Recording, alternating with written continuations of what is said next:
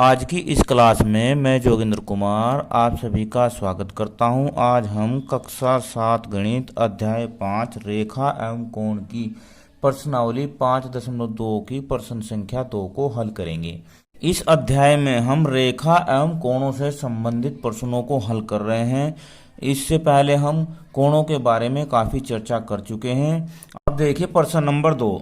आकृति 5.34 में निम्नलिखित की पहचान कीजिए।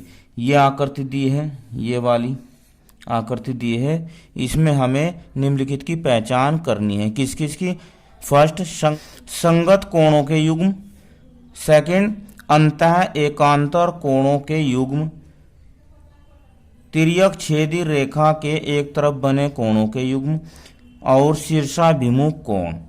अब हमें इनकी इस आकृति में पहचान करनी है।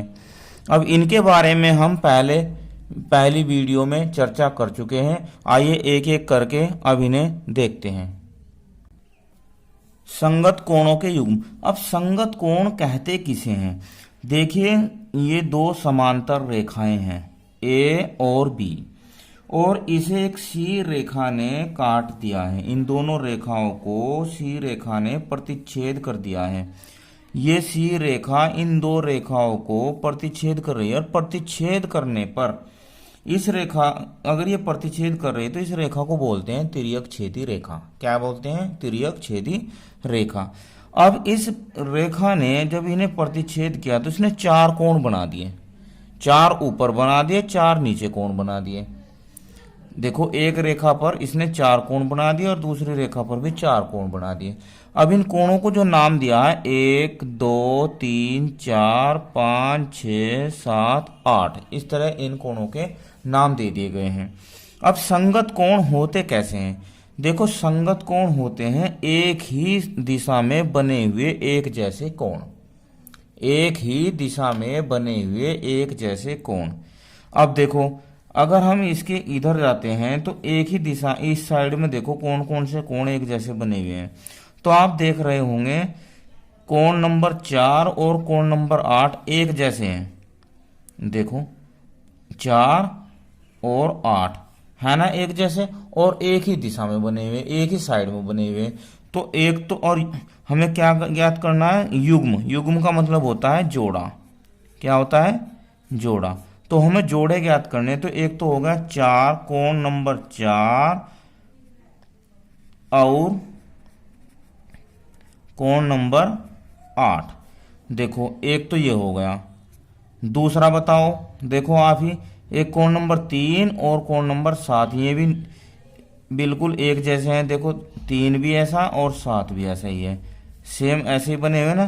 तो कोण नंबर 3 और कोण 7, दो तो इस साइड में हो गए। अब दो जोड़े इधर हैं, एक तो कोण नंबर 1 और 5, कोण नंबर 1 और कोण 5, ठीक है। इसके बाद कोण 2 और कोण 6, कोण 2 और कोण 6। ये संगत कोणों के जोड़े हमें मिल चुके हैं, दो इस साइड में, दो इस साइड में। अब सेकंड में कहा सुन, अंतः एकांतर कोणों के युग्म। अब एकांतर कोण क्या होते हैं? देखो, एकांतर कोण एक तो विपरीत दिशा में होते हैं। क्या होते हैं? विपरीत दिशा में होते हैं एकांतर कोण। इसे आप ऐसे समझ सकते हैं जैसे हमारा जेड होता है ना, जेड, अंग्रेजी वर्णमाला का जो अक्षर होता है जेड, वो ऐसा होता है। तो इसमें एक तो कोण ये बना हुआ है और एक कोण ये बना हुआ था। अब देखो, दोनों कोण विपरीत दिशा में है। अगर हम इसे ऐसे कर देते हैं तो यही रेखा हो गई, ये काट रही। तो ऐसे कोण जो हो एकांतर कोण कहलाते हैं, ये जो एक दूसरे की विपरीत दिशा में होते हैं। अब इनके भी युग्म देखो कौन कौन से हो जाएंगे। तो एक तो कोण 3 हो जाएगा और एक 5। देखो, कोण 3 और 5। और एक बात और आप लोगों को ध्यान रखनी है, उसने कहा है अंतः। क्या कहा है उन्हें? अंतः। अंतः का मतलब अंदर वाले। कहाँ वाले? अंदर वाले। वैसे तो इसमें एक 3 हो जाएगा, एक 5 हो जाएगा, 2 हो जाएगा, 8 हो जाएगा। वो 4 देखो, 4 के जैसा ही ये 6 हो जाएगा और एक का हो जाएगा 7। पर हमें क्या बताने हैं इसमें, हमें बताने हैं अंदर वाले। तो देखो 3 और 5, तो कोण 3 और कोण 5, एक जोड़ा तो ये हो गया।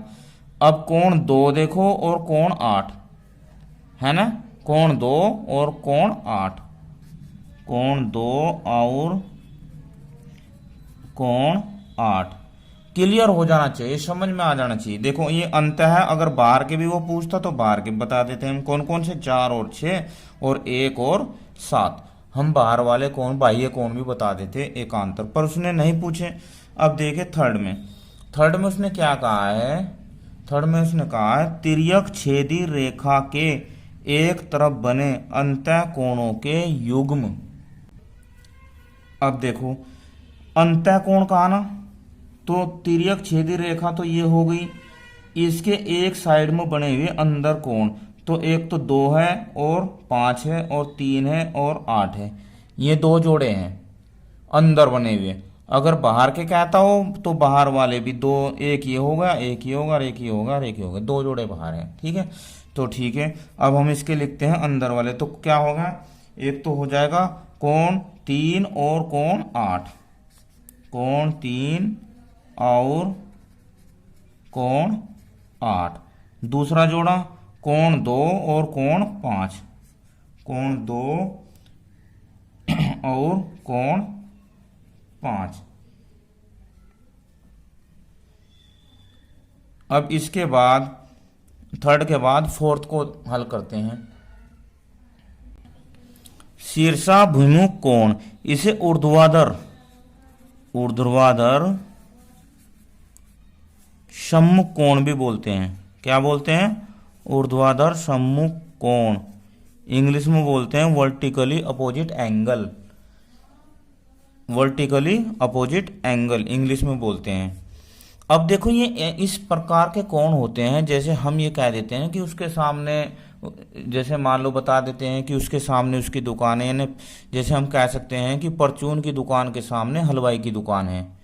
जैसे मान लो एक दुकान यहाँ पर है और इसके सामने एक और दुकान है, तो हम बताते हैं कि उसके सामने इस जो परचून के सामने हलवाई की दुकान है, ऐसे हम किसी का परिचय देते हैं। तो ऐसे ही सेम ये कोण होते हैं। देखिए जब एक लाइन दूसरी लाइन को क्रॉस करती है तो 4 कोण बनते हैं, एक ये हो गया, एक ये हो गया, एक ये हो गया। तो ये जो कोण होते हैं इन्हें बोलते हैं शीर्षाभिमुख कोण, यानी कि ये जो आमने सामने के कोण होते हैं ये शीर्षाभिमुख कोण होते हैं। क्या होते हैं, शीर्षाभिमुख कोण। अब देखो यहाँ पर शीर्षाभिमुख कोण बन चुके हैं। एक तो इसमें ए रेखा पर बने हैं 4 और इसमें बी रेखा पर भी बने हैं 4। तो इनमें जो आमने सामने के कोण हैं वे ही ऊर्ध्वाधर सम्मुख कोण होते हैं। अब इसमें देखो आप कोण नंबर 1 और 3, आंसर लिख देते हैं इसका। कोण नंबर 1 और कोण नंबर 3, एक तो ये हो गए, एक 2 और 4, कोण नंबर 2 और कोण नंबर 4, ये समझ रहे हैं ना आप। ऐसे ही नीचे 5 का क्या हो जाएगा, 5 और 7, तो कोण नंबर 5 और कोण नंबर 7, और दूसरा कोण नंबर 6 और 8, कोण नंबर 6 और कोण नंबर 8। इन्हें लिख सकते हैं ऊर्ध्वाधर सम्मुख कोण, ऊर्ध्वाधर सम्मुख कोण, ये इनके आंसर हो जाएंगे। ये कितने युग्म हो गए, देखो 1 2 3 4, कितने हो गए, 4 युग्म हो गए, 4 युग्म हो गए। अब देखिए आपको ये क्लियर हो गई होगी फिगर, और इसमें हमने सभी प्रश्नों के उत्तर दे दिए हैं। आशा करता हूँ आपको वीडियो अच्छी लगी होगी। अगर अच्छी लगी तो अपने दोस्तों को शेयर करना, कमेंट करना। आपका दिन शुभ हो।